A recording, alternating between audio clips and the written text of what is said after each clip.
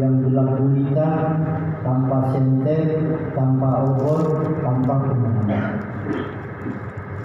Sehingga perjalanan yang mereka tuju,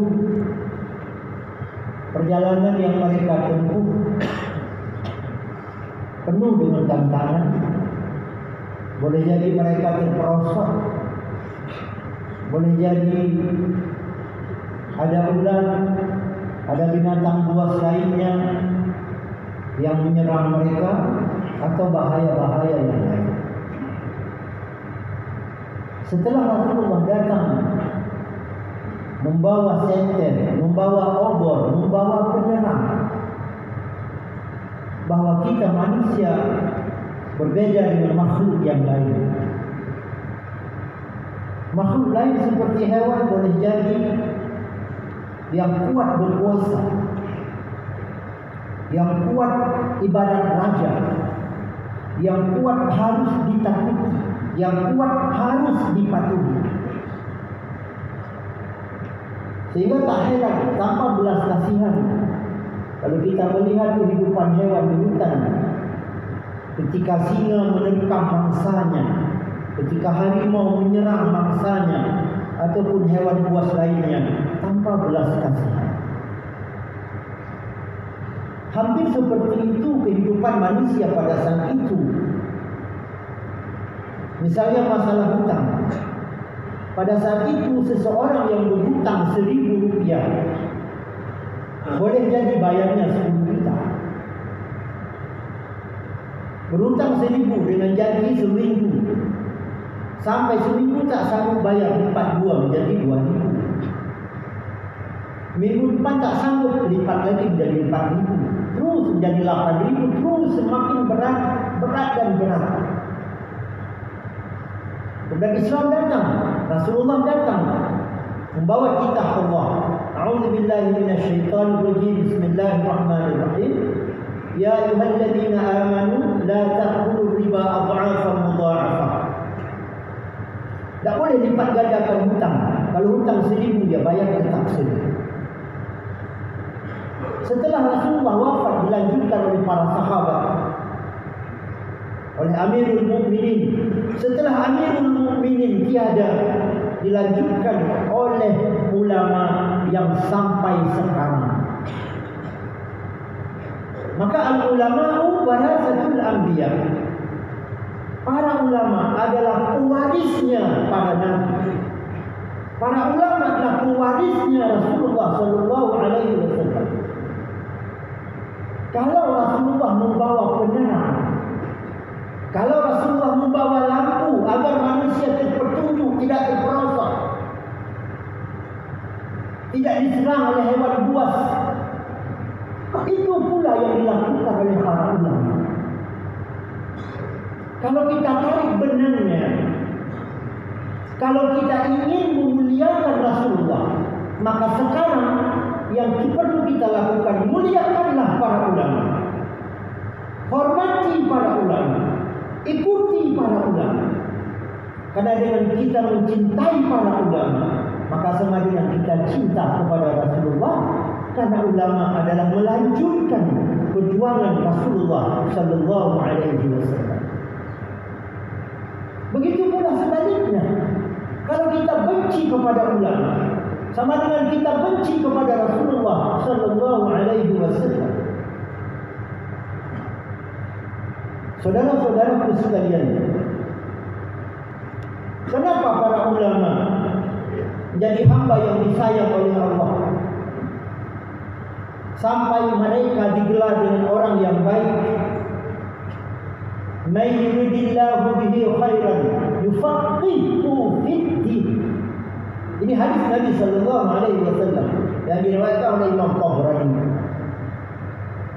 Siapa saja yang Allah inginkan, siapa saja yang Allah ingin beri kebaikan kepada dia, maka Allah berikan dia pemahaman dalam agama. Bisa memahami ayat-ayat Allah, bisa memahami hadis-hadis Nabi, bisa memahami perkataan sahabat Rasulullah, lalu diterjemahkan, dibahasakan dengan bahasa yang mudah dipahami oleh umat, sehingga umat terpetunjuk.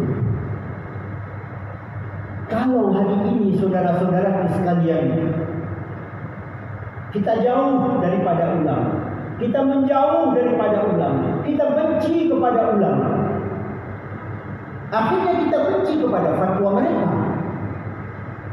kita benci kepada petuah-petuah mereka. Lalu apa yang akan terjadi ketika petuah ulama sudah tidak diikuti? Mungkin pada saat itu masing-masing menggunakan logika. Orang mau mabuk, dia pasang logika, yang mabuk aku, yang teler aku, yang sakit aku, apa urusanmu? Yang mau makan yang lain, yang mau menzalimi yang lain, yang mau berbuat tanpa pertimbangan, yang berbuat aku, yang dapat untung aku, yang rugi aku, apa urusan sama yang lain? Tapi ketika kita ikut petunjuk Rasulullah sallallahu alaihi wasallam, ad-dinu la dharar wa la dhirar. Orang yang benar-benar beragama, beriman kepada Allah, taat kepada Allah, maka dia tidak akan memudaratkan orang lain dan tidak akan menjerumuskan dirinya dalam kebinasaan. Memudaratkan orang lain, misalnya kita memudaratkan generasi setelah kita. Hutan ditebang sesuka-sukanya, gunung dikeruk sesuka-sukanya untuk mendapatkan uang, untuk mendapatkan emas, lalu kayu dipotong, dibelah, dijual, dia dapat uang. Boleh di dalam Islam? Kalau orang yang menggunakan logika, apa urusannya? Modal-modal aku, beko-beko aku, minyak-minyak aku, yang dapat uang aku, apa urusannya? Tapi Islam tak membolehkan itu. Kita datang ke laut, kita bawa alat penangkap ikan yang paling halus sehingga semua ikan terangkat. Bolehkah dalam Islam? Tidak. Zahara al-fasad fil barri wal bahri bima kasabat aydin nas. Kerusakan yang terjadi di darat dan di laut itu akibat ulah tangan manusia. Boleh jadi banjir yang terjadi di beberapa daerah 7 bulan yang lalu akibat ulah tangan manusia. Boleh jadi. Tapi kalau ini benar terjadi, sungguh disayangkan. Yang diuntungkan segelintir orang, yang mengambil manfaat segelintir orang, lalu yang menerima akibat buruk, Masya Allah, ribuan orang, bahkan puluhan ribu boleh jadi. Maka saudaraku sekalian, ini yang dibawa oleh ulama. Maka orang yang benci kepada ulama, salah satu yang akan mereka dapatkan adalah hidup semau-maunya, hidup tanpa aturan, hidup tanpa garis. Yang penting aku senang, yang penting aku dapat untung. Saudaraku sekalian, ulama juga orang yang ditinggikan derajatnya oleh Allah. Siapa yang sebut? Allah sendiri yang sebut. A'udzubillahi minasyaitonir rajim. Bismillahirrahmanirrahim. Yarfa'illahu alladhina amanu minkum walladhina utul ilma darajat. Menggunakan kata jamak, jamak muannas salim, darajat. Allah meninggikan derajat orang-orang yang beriman dan orang-orang yang berilmu. Siapa orang berilmu? Ulama. Allah angkat ulama, Allah tinggikan ulama, lalu kita rendahkan. Apa jadinya? Maka saudaraku sekalian, kalau menggunakan logika yang sehat, insya Allah akan terlihat. Lalu apa yang harus kita lakukan ketika hati kita ingin mencintai ulama? Pertama, tanamkan dalam hati kita rasa terima kasih kepada ulama, rasa syukur kepada Allah. Allah masih titipkan kita ulama yang banyak, dan mereka insya Allah adalah para hamba Allah yang ikhlas untuk memperbaiki anak bangsa ini, untuk meneruskan anak bangsa ini bagaimana hidup mereka baik, bahkan bisa lebih baik. Hari ini kita hadir di masjid ini. Kenapa kita beriman kepada Allah? Kenapa hari ini kita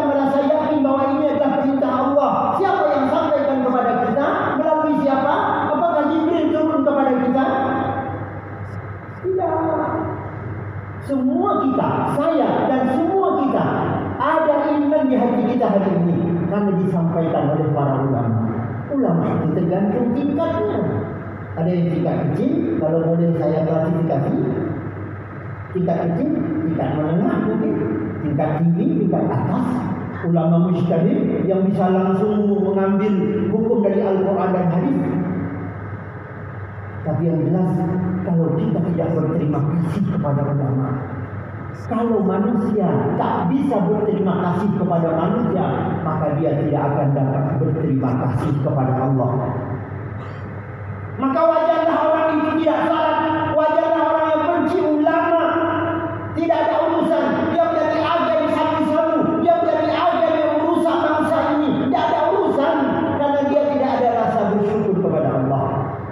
Modal awalnya karena dia benci kepada ulama, tidak bersyukur kepada ulama, tidak bersyukur terhadap ayah dan ibu, maka dia tidak akan bisa bersyukur kepada Allah.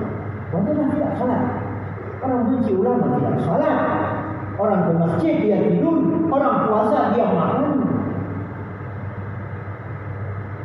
Kemudian saudara sekalian, bagaimana bentuk yang lain kita cinta kepada ulama? Taatilah mereka. Mereka berpikir siang malam. Misalnya ada mudzakarah, mereka rumuskan, buka kitab, buka Al-Quran, buka hadis. Ini apa jadinya? Ini apa hukumnya? Lalu dikeluarkan sebuah fatwa berdasarkan hasil kajian kami dari sekian buah kitab. Maka ini hukumnya ini. Kalau kita yang menilai, saya sering menyampaikan kepada jamaah pengajian saya bahwa yang tahu emas itu tukang emas. Ya, tukang emas di sini banyak sekali toko emas, mereka tahu emas. Ini emas 24 karat, ini emas 22 karat, ini emas murni, ini emas bulat, ini kulit.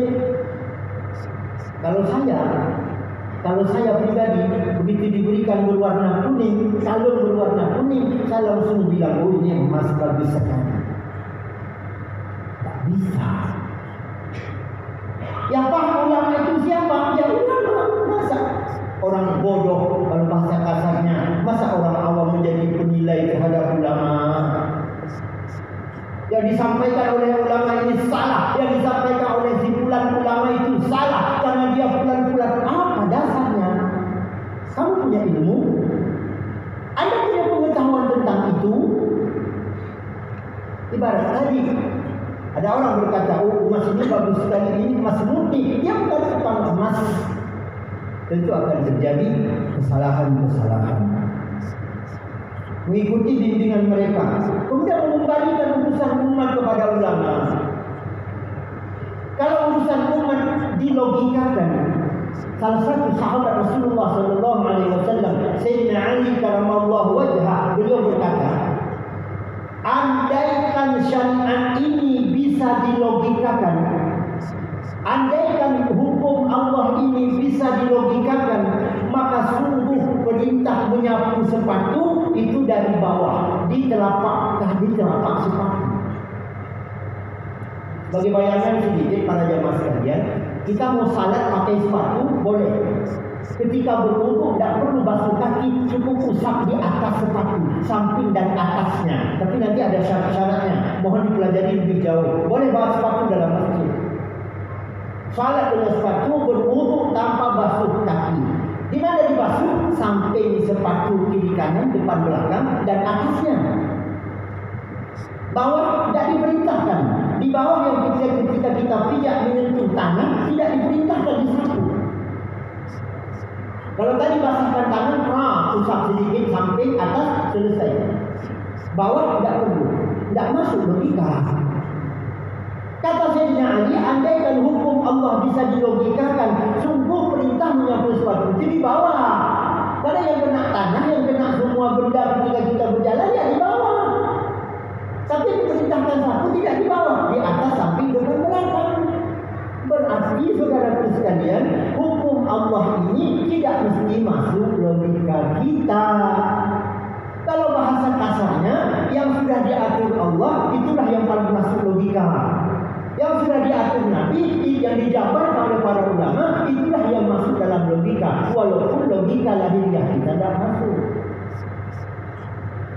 Saudara-saudaraku sekalian, semoga dan kita mematuhi ulama, mengikuti ulama, bertanya kepada ulama. Mudah-mudahan kita terbimbing. Ibadah kita dapat kita lakukan dengan benar, dapat kita lakukan dengan baik, yang akhirnya dengan kita mencintai ulama. Mudah-mudahan kita masuk dalam golongan manusia yang semakin baik, semakin dicintai Allah. Karena dengan mencintai ulama sama dengan kita mencintai Rasulullah sallallahu alaihi wasallam. Akhirnya hidup kita terbimbing, bahagia kita selalu, bahagia kita dalam hidup di dunia ini, bahagia dan selamat kita di alam kubur, bahagia dan selamat kita di alam akhirat. Mudah-mudahan kita mendapatkan hisab yang paling ringan. Selamat kita ketika meniti titian sirat, dimasukkan ke dalam surga, dijauhkan daripada berbagai azab dan neraka Allah Subhanahu wa taala. Amin ya rabbal alamin. Alhamdulillah wahdah. Asyhadu an la ilaha illallah wahdahu la syarika lah. Wa asyhadu anna sayyidana wa nabiyyana Muhammadan 'abduhu wa